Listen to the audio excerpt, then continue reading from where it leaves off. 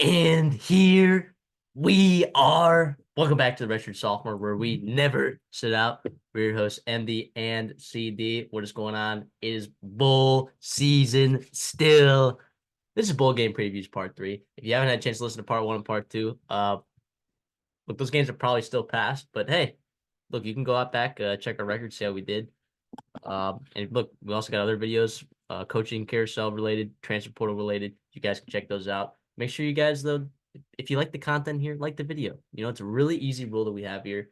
Make sure you guys are also subscribed if you want to keep catching these bowl games. There's going to be 5 parts of this bowl game preview, plus the national championship. So make that 6 parts. So if you guys want to stay tuned for that, and we're kind of hot right now, picking ATS, picking straight up. So don't sleep on us. In the bowl pool right now, I believe I'm 6-3, up there at the top of the Redshirt Sophomore bowl pool. So thank you guys for all who are participating. CD, how do you feel about this slate of games? It's a great week. We're finally getting into a lot of familiar teams, which is awesome too. I mean, we love the early games where you learn about these third string quarterbacks of all these G5 programs. But we got some really good games we're going to cover here today. I can't wait to get into it. Want to say Merry Christmas and a Happy Holidays to whoever is watching right now. Hope you're enjoying your break from work and school and whatever you may be doing. And thanks for choosing to listen to us and keeping it informed with your bowl games, and hopefully your bowl pools are doing as well as ours. Absolutely. I mean, I don't know how good yours is doing. Come on. I don't know, but at least you haven't lost a ton of points though. It's a long journey. You also have points in Old Dominion. But anyways, we would love to recap. Normally we recap the games we covered in part 2, but with the holidays, we're recording this a little early, so we actually haven't seen how we part 2 is done at all, except the USF, which we both were on plus 3.5. Should have put on Dawson's Diner, but if you weren't live betting USF yesterday, what were you doing? Yep. What were you doing after that first Syracuse possession, that first USF possession? What were you doing not live betting USF? Doesn't matter what the number was at. They won, what, 45-0? It was bad. Holy smokes. The Fran Brown era can't get in there sooner. So, all right. But yeah, we got 8 games that we're going to talk about today. You ready to get into them? Let's do it. Let's go to the Military Bowl. Let's talk Virginia Tech, Tulane. Tulane is catching 10. You lose Willie Fritz, and you lose a lot of that staff, right? And players to the transfer portal. And a lot of players to the transfer portal, like Chris Brazzell. But guess what? Michael Pratt's playing. Is he not? As of right now, we believe he's playing. I'm pretty sure that Kai Horton's going to be playing. Okay. That's what my intel is telling me. Isn't Kai Horton in the transfer portal? Wait a minute. Oh, my apologies. He's gonna dress up. I read that so wrong. Yes, he's gonna dress up, but yeah, Michael Pratt will still start. He's still on the roster there for them at Tulane. Yeah, I think the worry was that Michael Pratt was going to transfer. I don't think he might be an NFL guy. I don't know. I don't know what he's going to do, but Tulane has their quarterback. They have the running back. They have a coaching staff there. It's not necessarily the same one that was there before, but they're catching double digits against a Virginia Tech team who, by the way, overperformed this year. They made a bowl game. Not everyone anticipated that.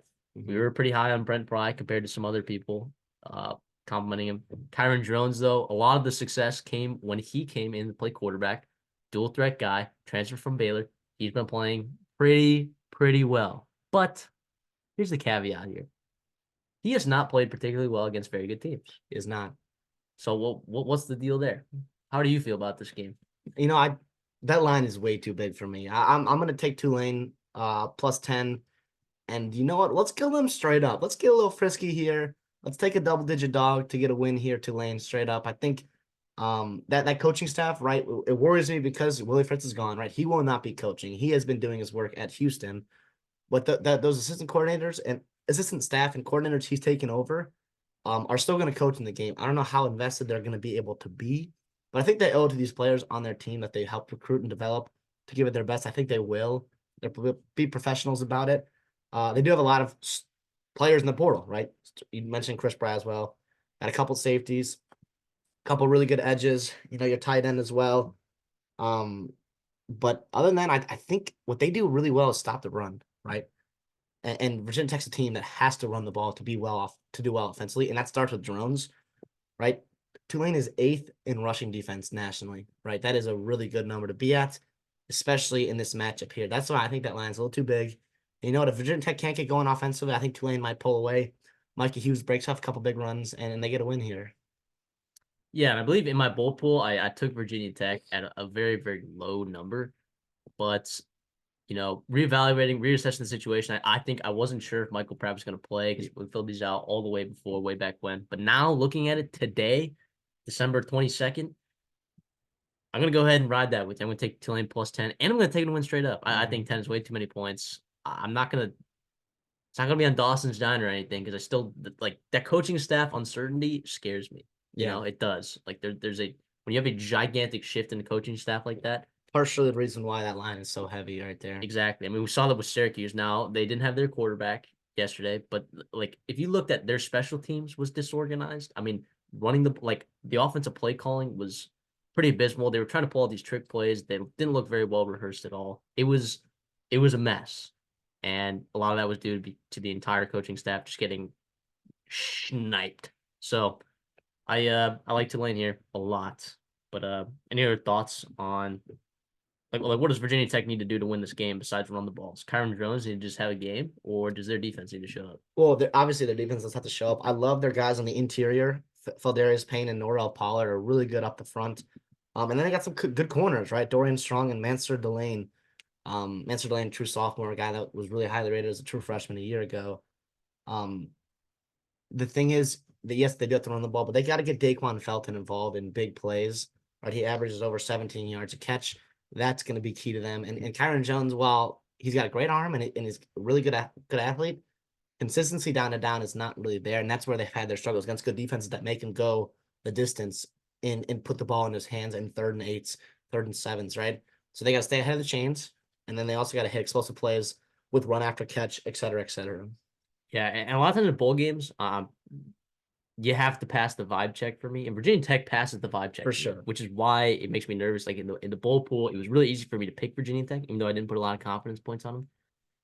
But I just gotta with the amount of talent in that Tulane room, and I kind of like Tulane just straight up. But I could definitely see me regretting. I could definitely see me regretting 2 weeks from now not trying to middle this thing with Virginia Tech. Yeah, 10 is a lot. That's the thing. It scares me away. But also, you mentioned Brent Pry and the vibes check. Virginia Tech's on a bowl game, and yes, that's the standard at Va Tech. But going into this year, I don't know if a lot of people were as high on them to make this bowl game, right? And they get it done, and I think they're really excited to be there for sure. Absolutely. Also, I mean, Lawrence Keys, right? I believe that's a key player for Tulane. He's not sure if he's going to be playing at wide receiver for those guys, but just something to monitor. Well, and that hurts them even more without Chris Brazel. But they did get a big addition back in Jaquan Jackson. Came back for that championship game in the AAC. He looked for him to get involved early in that passing game there. But also, you got to think about this game is being played in Annapolis, Maryland, right? This is right next to it's right in the backyard. And so Queen has to go all the way up to Maryland there. So who knows? A lot of family. I'm sure the Virginia Tech guys very close to that, Baltimore metro area, et cetera, et cetera. Let's go to probably the best bowl game that there is. Let's go to the Dukes Mayo Bowl. Feels like a Carolina team's in it every single year. This year it'll be UNC versus West Virginia, and North Carolina's catching 6.5 here. Garrett Green leading the West Virginia Mountaineers. It'll be Connor Harrell for North Carolina starting. I believe he was Alabama divisional, whatever the division he played, player of the year, state of Alabama, coming out of high school. Very athletic player. I liked his tape in high school. Not sure. I haven't seen a lot of him. What does he play? 21 snaps? Yep. I don't know. I don't know a ton about him to really feel confident picking him. And also, he is not the only player that's being turned over in this offense, right? No Tez Walker. Is Nate McCollum playing? He's been injured, right? Yeah. Not sure if he's going to be playing. Bryson Nesbitt's too been hurt as well. Bryson Nesbitt, yeah, the tight end who's absolutely blossomed late in the season. Miles Murphy, defensive line. Look, Cedric Gray. I mean, they're all ACC linebacker for, God knows how long he's been there. Just eating up guys, getting all his tackles. West Virginia just played good football this year. It is not hard for me to take West Virginia to win, and it is not hard for me to take West Virginia minus 6.5. What's crazy is when I was looking at the bowl pools, right, for the Redshirt Sophomore bowl pool. Thank you guys to whoever was watching this that's also in the bowl pool. Make sure that you guys are subscribed if you want to qualify for the reward if you win. There were a lot of people that picked North Carolina to win that game, and I was shocked because I really, really love West Virginia in this spot. I put a ton of points on West Virginia on our family bowl pool. Oh, I actually took North Carolina. That's terrible of me to do. But in the Redshirt Sophomore bowl pool, I definitely put a lot of points on West Virginia, so I'm all over that. And I like it a lot. I like it a lot. This line opened at what 3.5, and that's gone all the way up to 6.5. Wish we were taking at 3.5, of course, because I'm gonna take West Virginia as well. I think it's pretty It's gonna slam dunk. just keep going up. By the way, I think it's starting to move. So if you're not following us on Twitter, We get it before a touchdown. It's a key number there across the 7. I do want to say Corey Gaynor, right? He's the guy up the front there, almost 1,000 snaps on the year for them. Is their starting center, and if you're missing your center elite, and elite. your quarterback, that's a lot of stuff that has to go wrong, and to figure out play protections and play calls and all that stuff. I don't love it here for UNC, and of course we haven't talked about what West Virginia's running game is going to do to North Carolina's defense, because without Cedric Ray, without Miles Murphy, like you're going to be in a lot of trouble. I think, even if you have Power Echoes playing, Kaimon Rucker, good players in your front 7 there, I still don't think it'll be enough to stop the monster that is Garrett Green, Donaldson. God, I love Garrett Green. Yeah, Come on, and Raheem White. the freshman. Yeah, Gosh, he's so good too. He's so small, but he's so shifty, so explosive. Was he averaging like 8 yards a carry? Haven't even checked. 8.2. 8.2 yards per carry. What are we doing here? What are we doing? If you're not taking West Virginia, you're crazy. They do a really good job of just having a really creative offense. I wouldn't call their offense limited. I just think they just know what they are. They have a really good O-line, and they have a quarterback that's got some nice legs and a stable of running backs they really like. And those running backs are also pretty mobile in the backfield. Like they get White out in space.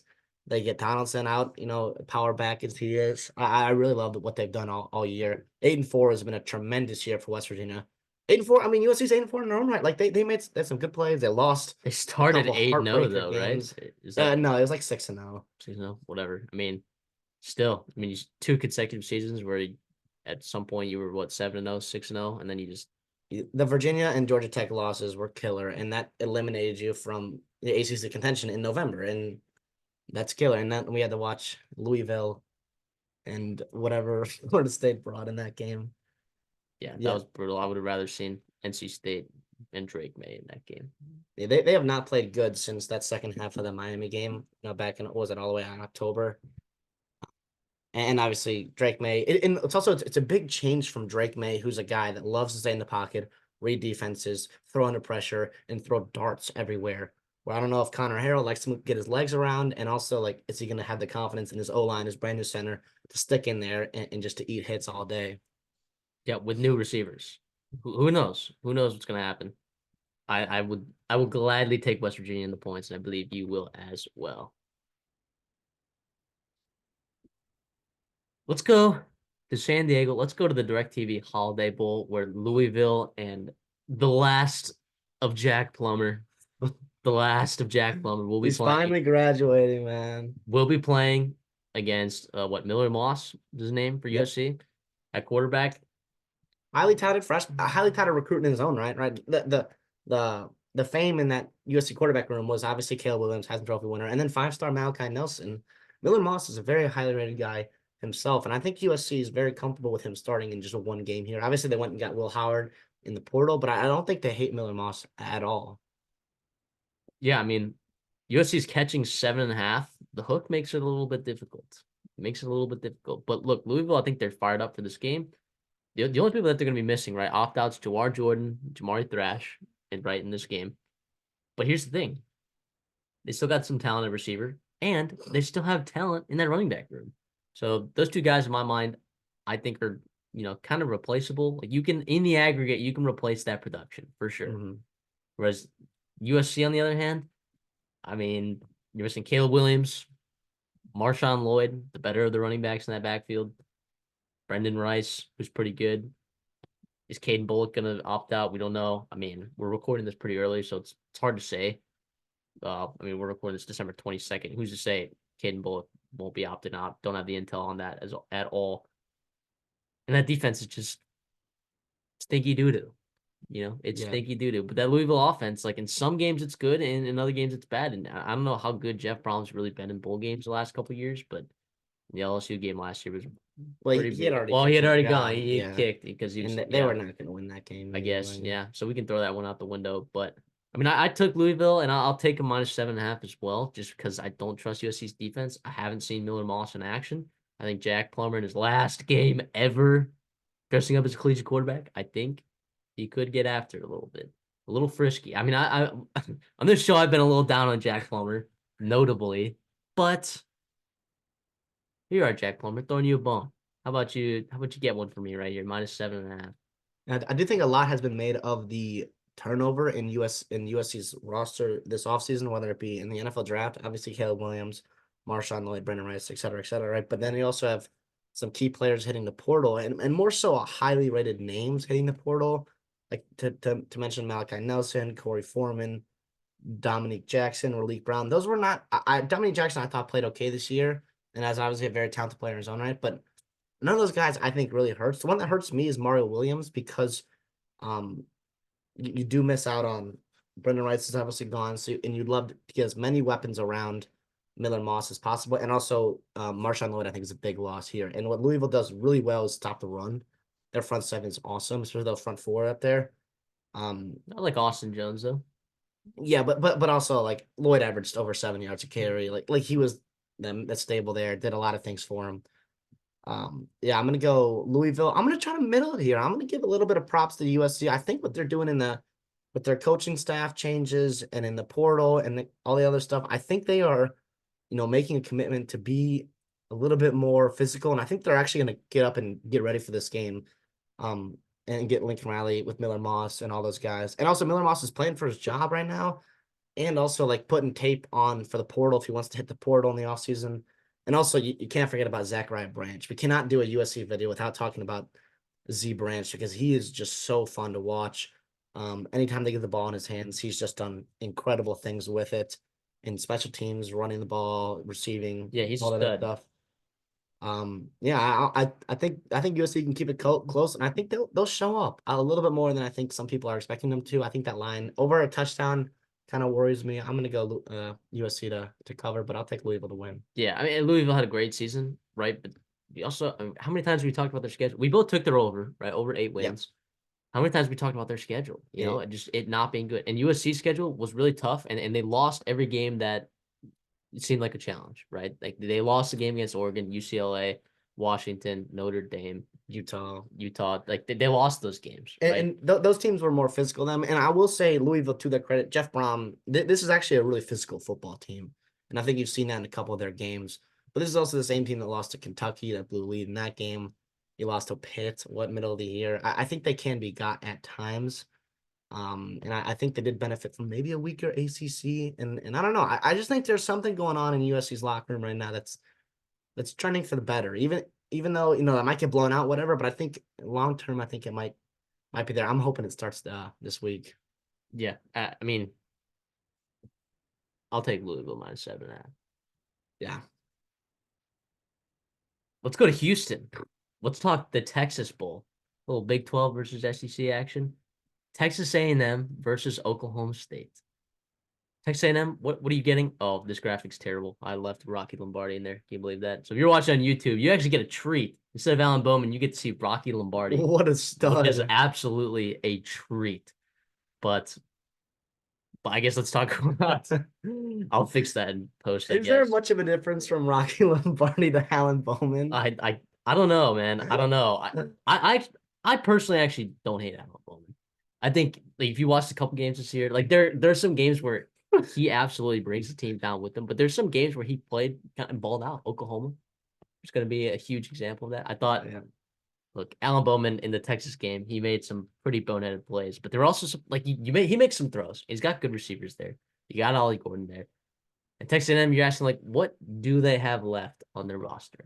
Jalen Henderson, third-string quarterback, transferred from Fresno State, will be playing this game. You saw him play in the LSU game. You saw him play in the Mississippi State game. He was kind of dialed in. He was a little bit dialed in there. Now, what does the coaching staff look like for Texas A&M? Who's calling plays? I don't know. I don't know because Bobby Petrino took the offensive coordinator job at Arkansas. Elijah Robinson's going to be the interim head coach, but he's already recruiting guys for Syracuse, you know, in his free time when they're not practicing. So like how bought in is this team? It's gonna be James Cooley and Jim Chaney sharing the play calling duties. Jim Chaney. Oh, goodness gracious. I mean, I don't feel great about this. I'm an A&M fan, and if you guys have been following all year, I've taken A&M, I've gone against A&M, and it feels like every time I get it wrong, except the LSU game. I'm gonna go against A&M here. I'm gonna take Oklahoma State +2. Here's the reasoning, right? You had a guy like Chase Basantis who'll be starting at right tackle, maybe over Dernis Crowder, maybe. Who knows? Like he hasn't practiced. He's been in the transfer portal. He's been visiting schools. He hasn't been. I mean, they've. You haven't had Evan Stewart for a while there, but on the defensive side of the ball is a lot more concerning, right? Fadil Diggs, one of your most productive pass rushers, gone. Walter Nolan, very good interior player, good in the run, good in the pass, gone. McKinley Jackson, probably your best defensive lineman overall, right there in the interior, stop and run. I mean, you saw when he came back, even like last year when they struggled against the run, he came back. The run game defensively was just night and day with him in there. He will not be in that game. And a team like Oklahoma State's going to be trying to run the ball. You just know. You just know. So I'm going to be I'll be fading. And then also too, you're going to have true freshman corners, Javon Thomas, and you're also going to be having Bravion Rogers likely starting at corner, true freshman. There's just a lot going on. Isaiah Rakes also enters the transfer portal as well, another interior defensive lineman. It's just the new era of Mike Elko. There's gonna be a little turnover. They'll still have a pretty decent team next year, but just right now in this bowl game, I don't expect them to be popping off. Also, Jake Johnson in the transfer portal too. Their tight end. It's just gonna be Max from So it's just gonna be Max Wright and Theo. Theo Orstrom from Sweden. So that's it though. That's it. It's gonna be weird. It's gonna be weird, but what do you got? I will say I'm gonna fade you here. I like A&M in this game. I think -2 is pretty low, even though let me tell you, it scares the poop out of me because you mentioned all those opt-outs, all the transfers. Like it does not look good up front in the front there. I think there is some depth there. I like Albert Regis. Okay, let's see what Gabriel Brownlow Dindy has in him as a former 5-star freshman. Maybe DJ Hicks gets some run there as well, which I'd love to see. But I don't know. I just think Oklahoma State is just bad. I think they are really, really bad. I think Ollie Gordon is about the only thing that makes that thing tick. And also, I don't know. Their defense is awful. I think A&M can just line up and run the ball and be fine. And it doesn't really matter what you do in the passing game. I think they'll just kind of road grade Oklahoma State. Eventually, Oklahoma State will turn the ball over, force or go on punts and whatever else, and they'll get too far behind to actually rely on Ollie Gordon. And A&M can kind of just ease their way out of it and cover the 2 points there. But I don't know. Yeah, this scares me for sure. I think if both teams are full strength, I don't think this is really a debate. I think this line is much higher for sure. But all those opt-outs for A&M, the coaching changeover, but also like if you're a player there at A&M, right, you better be playing your tail off because you got a new coaching staff coming in. Put something good on film to give you a chance to start and compete in the spring there once Elko and his staff gets in. I mean, other opt-outs, Ezrin Cooper. I mean, first team All-American linebacker, possible first-round draft pick this upcoming NFL draft, #1 linebacker in a lot of people's boards. He's also not playing. Layden Robinson, their starting guard. I mean, how good has he really been? Hard to say. He will also not be playing. There's just a lot of opt-outs. There's a lot of opt-outs. There's a lot of people in the transfer portal. It's just hard to. I don't know what the mindset is in this locker room with these guys. I don't know what the coaching staff's doing. A lot of these guys are looking for new jobs. I mean, it's hard to say. Elijah Robinson has his eyes on Syracuse already. You know, he does. He's literally Fadil Diggs committed to Syracuse. I mean, next up, is it going to be Isaiah Rakes that commits to Syracuse? I don't know. Like it feels like Elijah Robinson's already got a foot out the door.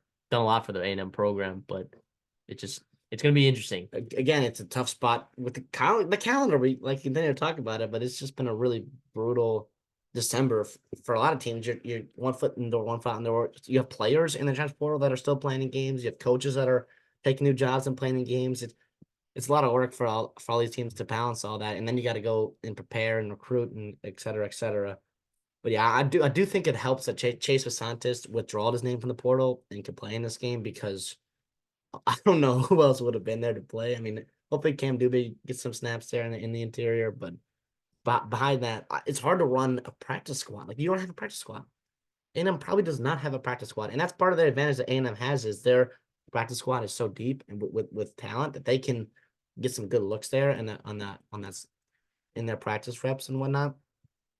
Again, it scares me. I just do not trust Oklahoma State in the spot here. I'm gonna go A&M. I like what I saw with Henderson. I think Le'Veon Moss and those guys will run the ball well. Hopefully, Ruin Owens takes a step forward in this bowl practice and those young guys in the secondary. You have 2.5 weeks to get ready for this game, 3 weeks to get ready for this game, and take advantage of those practices. Let's go to the Fenway Bowl. Let's talk SMU. Let's talk Boston College. This line is 10. Boston College is catching the 10. Two teams that are gonna be in the ACC next year. Yeah, it's gonna be a conference game. Little preview here. SMU, obviously, Preston Stone. If you've been following their football, he's out. Season-ending injury he occurred during the Navy game right before conference championship week, but it did not matter in that conference championship game because SMU's Kevin Jennings played. I mean, he had some turnovers early, but he really got it together, and I thought he played a pretty solid game. And I think he's good. And I also think Rhett Lashley is just a very, very good coach. That's what I think. So, any thoughts on this game for you? SMU -10, Tommy Castellanos kind of balling out. I know. I hate to fade Castellanos here, but SMU is significantly more talented than Boston College is, I think. And they want to ride this momentum, continue it in the ACC. I'm going to go them in the -10. I think what they can do is just run the ball. They have a stable of backs, Kevin Jennings and all those guys there. Rhett Lashley have a good plan. Boston College defensively, right? They are 122nd in rushing defense, total yards per game. That is awful. There's like 130 some teams in the FBS, and they can just kind of ground and pound their way to a victory here. Yeah, I'll agree with you there. I'll take SMU -10 as well. This line is dropping pretty fast, and that's solely dependent on Tommy Castellanos, right? I mean, SMU is going to be able to run the ball with Jalen Knight and LJ Johnson. They're going to be able to do that. They're going to be able to do that. So it just matters, like, can SMU's defense, which, by the way, their defensive coordinator has been in talks in a lot of places and getting a big-time defensive coordinator job somewhere else. But also, too, with the SMU's move to the ACC, it feels like that being the defensive coordinator at SMU is all of a sudden a promotion itself. Of course, the school's not neglecting. They're failing to get that revenue for the first couple of years that they're in the ACC, but that's the price you got to pay to get into one of these power conferences. But yeah, I'll ride with you. I'll take SMU -10. I don't have a problem laying it at all. In the bowl post, I think I got a lot of confidence points on SMU. But here's the thing: Boston College, with the way Tommy Castellanos plays, he has torched some really good defenses, notably Florida State. Or like when you see a hole, when you find a hole, and they start putting up points, they just continue to put up points. So against Georgia Tech, when they play Georgia Tech, Georgia Tech's defense is not very great, especially on the ground. But I think SMU's defense is okay. I know I've been on kind of fraud alert with SMU for a lot of the season because I didn't believe they played a ton of guys, a ton of great teams. Especially quarterbacks, dynamic quarterbacks. Especially dynamic quarterbacks. So we'll see when they get a really good quarterback in here. I even kind of doubted like Michael Pratt, going into the AAC championship game. I was like, how good is Michael Pratt really going to play in this game? I don't know. That he's played amazing all year. And what do you know? He kind of gets shut down in that game. So this is a different level of quarterback I think they're playing. It's going to be really interesting, but I don't have a problem laying 10 here. Yeah, you mentioned that quarterback. Like, they have not seen a dynamic quarterback like Tommy Castellanos. They've had success. Right, JT Daniels had success with him. That was through the air. He's not much of a runner. Seth Hennigan had played really well against him. Chandler Morris played really well back in September. Now, obviously, both these teams are much different than they looked in September. I understand that for sure. But at the same time, you're trying to find some similarities there. Chandler Morris got his on the ground a little bit at times. If Castellanos, you mentioned, if they find success running Castellanos or whatever they can do scrambling around, they're going to use that to their advantage, and they can put up points in a hurry. But I think they're too talented. I think they'll just be able to score kind of at will on Boston College there and really get after them. Actually, before I get going to the next game, are there any notable opt-outs? in any of these games. I don't think there's any these notable opt-outs. It feels like you're getting a lot of these guys at full strength. Yeah, you got a couple players in the portal for each side. No one that's really played a significant amount of snaps, and especially in November. A lot of these guys left a while ago and kind of have been not really been playing much. There's some injuries Boston College is dealing with. Hopefully some of these guys can get back healthy, but I don't know. Jalen Cheek, maybe. I haven't heard much about that, but I think we're kind of what we saw in November is kind of what we're going to get in this game, which is awesome. Like that's how bowl season should be, I think, which is credit to both these teams for keeping their rosters together and wanting to play up and show up in this bowl game. And Fenway's a great place to play in. I know some people hate it. I think it's really cool. I'm sure they have a fun time in Boston, except Boston College, as to just sit there and do their thing. But that's also a big deal. We didn't talk about that. Like SMU has to go all the way up from the Houston or Dallas area to go up to Boston and play in a bowl game. Cold weather, that can make a difference here, but I don't know. Let's go to the very important bowl game, as Minnesota and Syracuse fans know from last year, the Bad Boy Mowers Pinstripe Bowl. In another stadium, baseball stadium. Maybe just preview the Fenway one. Now we're in a Yankee Stadium. Rutgers, Maryland. Rutgers catching 1.5 here. Miami starting quarterback is going to be Ja'Curry Brown. How do we feel about that, Miami fans? I don't know. I mean, can it get much worse than Emory Williams against Florida State? I don't know if it can. I really don't know if it can. On the other side of the coin, is Gavin Wimsatt a very, very good quarterback? I don't know about that. Can I interject about that real quick? Let's just talk about like how the Rutgers staff actually feels about Gavin Wimsatt. They are actively trying to bring in Ethan Kaliak-Manis from Minnesota, a guy that was pretty much probably the worst quarterback in the Big Ten this year. Well, I mean, Deacon Hill would like a word with that. But that is probably true. In terms of like starting quarterbacks to begin the year, yeah, he was terrible. And he wants to reunite with his old offense coordinator, which I totally get that there in Rutgers. But yeah, I don't think Wimsatt's and we haven't seen it all year. Like he was a high recruit. Sure, last year he struggled as a freshman. This year he kind of hadn't made much progress. And he's just super limited in what they want to do. And they just lean on Monahan and a good defense and win some ball games that way. But they also they won some ball games, and I think you have to credit them for that. It's a good defense, right? It's a good defense. Now you're losing Max Melton, their star corner, brothers with Bo Melton. If you're an NFL draft junkie, you get Kamananga though. I mean, Aaron Lewis is pretty good as well. Their defensive end. I mean, you got some good talent on this Rutgers defense, excluding of course Max Melton. You're missing him, but I'll be taking Miami. I just think if Rutgers wants to run the ball, are they going to be able to run the ball super effectively against Miami? I don't know.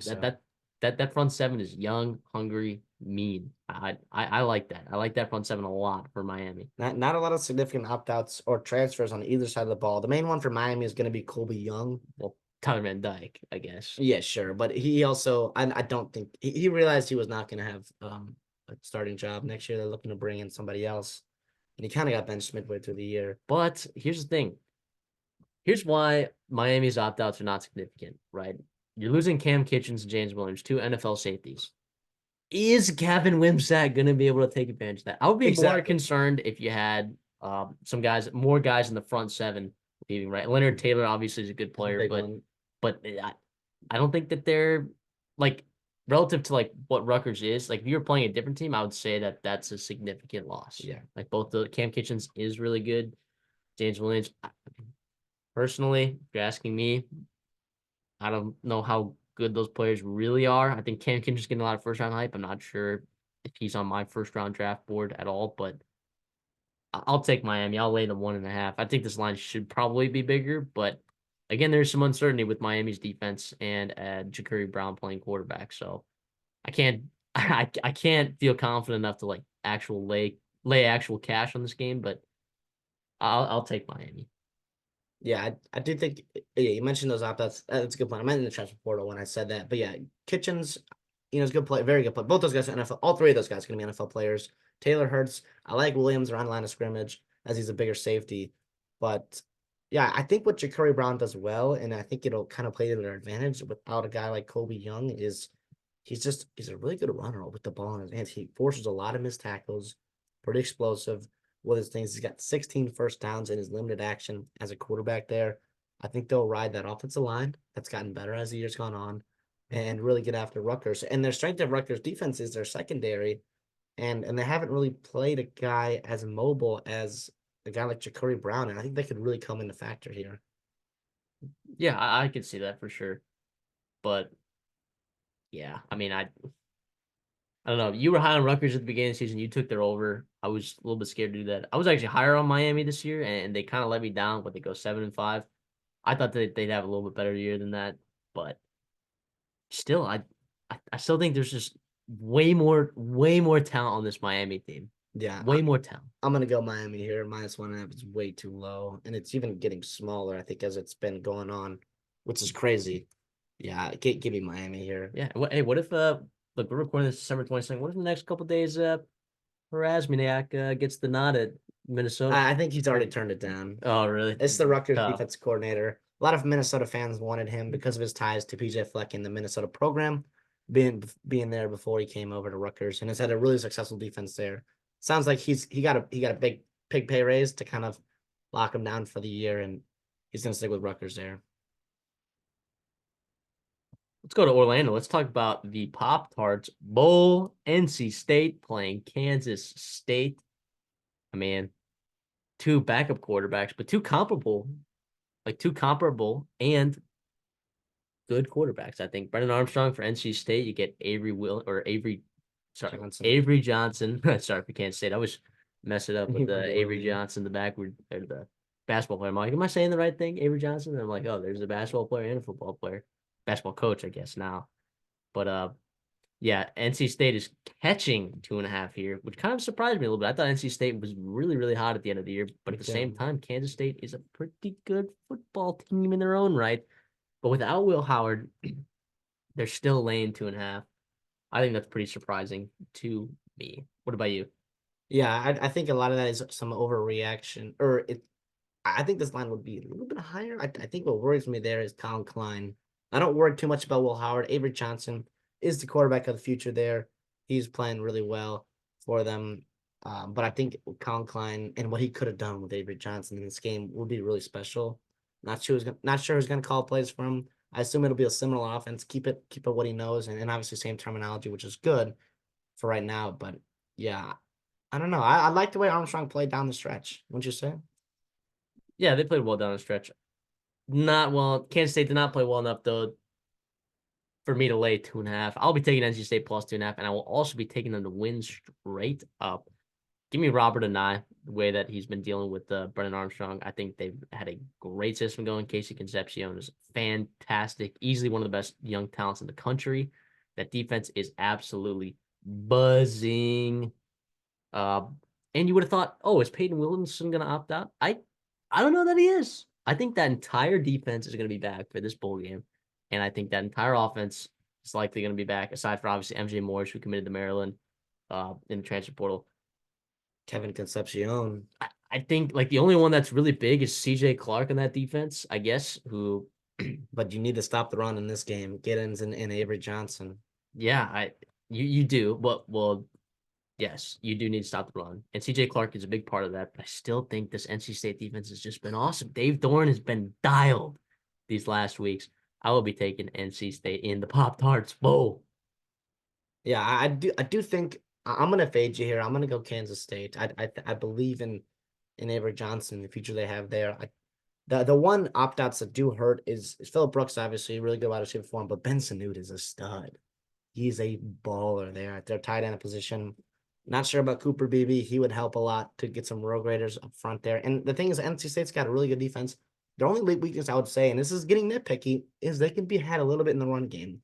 And I do think that DJ Giddens, with all the opt-outs, with change quarterback, no Trayshawn Ward, it's just Giddens show, and he's really going to show up and play really well.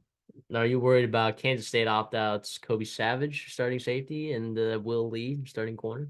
They go on a portal, yes, for sure. But also, I don't know. I think Kansas State's a little bit more talented. I think they're deep enough to combat that. That obviously hurts too, but I think they'll show up ready to play. In Orlando, both these teams going to Orlando. Yeah, a bit of a travel for both of them, but I mean, you also look at Kansas State, Colin Klein. I know we talked about that earlier, That, and again, to me, that's that's a big Jeremy. deal. But I think that's factored in the number. I think that gives me a discount here under 3 points. Um, we can make a run there with Kansas State. I thought they played. I thought they played well this year. I mean, I know it was 8-4, but if you look at their losses, like they were just Missouri brutal losses. Missouri turned out to be a really good team. That was almost a great win, by the way. probably should have won that game. Exactly. And Oklahoma State, when they were just red hot at Stillwater, we know how hard that is to play there. And then at Texas, where they came back and could have won that game, should have won that game. And then you played in a blizzard, right, against Iowa State. And that game was so wild. There was like 5 plays that Iowa State had that scored touchdowns and a couple turnovers. And it was just a wild game. I think Kansas State's a much better team than people are getting credit for. They see, 8-4, unranked Kansas State or whatever they are at, or 25th, whatever you want to call it. But I think they're better than we think they are. Armstrong also, I don't trust him. I love him. I think he's a gamer. I love him. But it's also one last ride with Brendan Armstrong. I love him. Give me Kansas State, though. Let's go to our last game that we're going to be talking about, the Valero Alamo Bowl. We all remember the Alamo. Last year, Washington, Texas played a great game. Washington dominated. They rematched this year in the playoffs. But let's scratch those. Arizona is in the Alamo Bowl this year. This is incredible. And Incredible coaching. And they're favored by 3 points against Oklahoma. Now, here's the thing. Do you wonder a little bit if that is an overreaction that Dylan Gabriel not playing? I'm so excited to see Jackson Arnold. If you're a recruiting guy, you know exactly who Jackson Arnold is. Gatorade Player of the Year, 5-star guy. If you're not, you're like, okay, who does Oklahoma have at quarterback? They're starting a true freshman. No, this guy is legit. Dylan Gabriel is in the portal because they chose Jackson Arnold because of Dylan Gabriel. And in this point, day and age, you cannot keep 2 great quarterbacks on your roster. That's not a slight against Dylan Gabriel at all. He's ended up at Oregon. He's going to have a really successful year. He's had a great career in his own right. But Jackson Arnold is the truth, man. And I'm so excited. Out of all these freshmen in that this famed quarterback freshman class, Dante Moore, Malachi Nelson, Arch Manning, all those guys, it was Jackson Arnold that a lot of people in behind the scenes and in the industry were like, he's the one that they love right away and also in the future as well. Yeah, here's the thing though. Jackson Arnold will be playing behind a patch job at offensive line. You lose Caden Green, your stud freshman guard, right to the transfer portal. Yeah. Tyler Guyton opts out, your tackle. Andrew Rahm, your center, also opting out as well. Tough. But you do get back Billy Bowman and you get back Danny Stutzman, which were 2 giant pieces on the Heart defense. and souls of that defense, Yeah, for sure. Which, as Oklahoma fans, you got to be absolutely pumped about that. In Arizona, they're going to be losing their tackle, Jordan Morgan. He will be going to the NFL. He is a stud, likely first-round draft pick, if not high second round. I mean, any team's going to be lucky to have him. Is Jacob Cowling going to maybe opt out and go to the draft? I'm not sure. I think Jed Fish has talked a little bit about some players opting out potentially, like later down the stretch.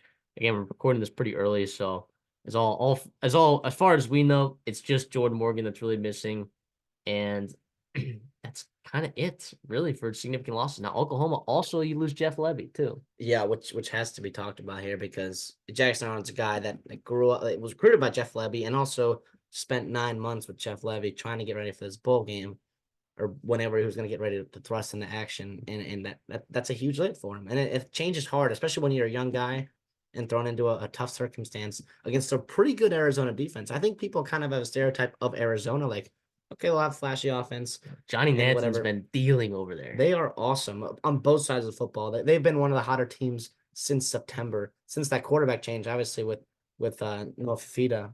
Yeah, and I'll be taking Arizona -3. I don't like what Oklahoma's got offensive line. Missing Jeff Levy's a big deal.